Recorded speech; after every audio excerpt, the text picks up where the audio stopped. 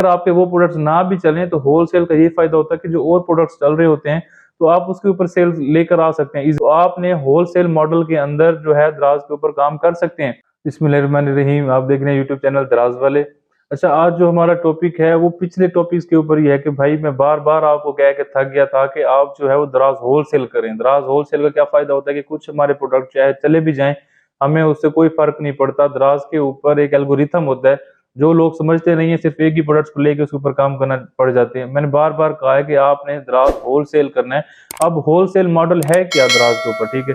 दराज wholesale model ये होता है कि आपने 20 से 25 प्रोडक्ट जो है वो लिस्ट कर दिए दराज के ऊपर, ठीक है। तो आपको लगेगा कि यार एक हफ्ते या 1.5 हफ्ते में जिस प्रोडक्ट्स के ऊपर भी आपको ऑर्डर्स आए, आपने वो प्रोडक्ट जो है इन्वेंट्री के साथ मंगवा लेने अपने अपने वेयर हाउस में, ठीक है।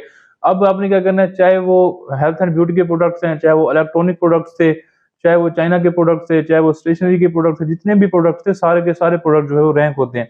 अगर आपके वो प्रोडक्ट्स ना भी चलें तो होलसेल का ये फायदा होता है कि जो और प्रोडक्ट्स चल रहे होते हैं तो आप उसके ऊपर सेल्स लेकर आ सकते हैं इजीली। चाहे वो प्रोडक्ट्स आपके बंद हो जाएं या चाहे वो प्रोडक्ट आपके रिस्ट्रिक्ट हो जाएं, तो आपने होलसेल मॉडल के अंदर जो है दराज के ऊपर काम कर सकते हैं। बताता हूँ कि जो दराज है उसका होलसेल मॉडल क्या है। आपने क्या करना है, ऐसी कैटेगरीज को चूज करना है। अब सारी कैटेगरीज बंद हो गई हैं, हमें कुछ से लेना देना नहीं है।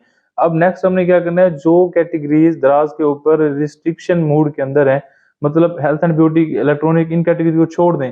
अब जो कैटेगरीज बाकी बच गई हैं उन कैटेगरी के अंदर आपने क्या करना है, प्रोडक्ट लिस्ट करने हैं दराज के ऊपर, ठीक है। फॉर एग्जांपल जो अच्छे कैटेगरीज हैं उसके ऊपर आप काम करें कि यार इन कैटेगरीज के अंदर मैं दराज के ऊपर काम कर सकता हूँ, ये कैटेगरीज अच्छी हैं, फैशन है, वुमेन है, शूज है, इस तरह के प्रोडक्ट जो ढूंढें वो दराज के ऊपर लिस्ट कर दें, ठीक है। चाहे वो कैटेगरी जो है वो रिस्ट्रिक्ट हो गए, कोई इशू नहीं, हमें बाढ़ में जाए हमारी तरफ से, हमने जो है वो दराज के ऊपर काम करना है। चाहे सारी कैटेगरीज बंद हो जाएं तो फिर भी हमने ऐसी कैटेगरीज दराज के अंदर मौजूद हैं जिनके ऊपर वो डी माल की तरफ आ ही नहीं सकता। ऐसी कैटेगरीज कभी रिस्ट्रिक्शन हो ही नहीं सकती। फॉर एग्जाम्पल वो कौन सी हैं, फैशन कैटेगरीज है।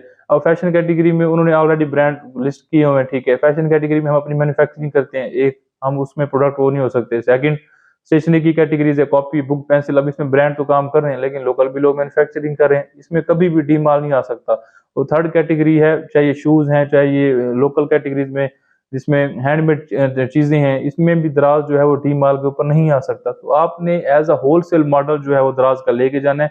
उसमें प्रोडक्ट आपने ढूंढने हैं, ठीक है। Different products, different wholesaler, different reseller जो बैठे हैं उनसे प्रोडक्ट लें, अपने अकाउंट्स के ऊपर लगाएं और एज अ होलसेलर आप जो है आप काम आगे मजीद लेकर जा सकते हैं, ठीक है।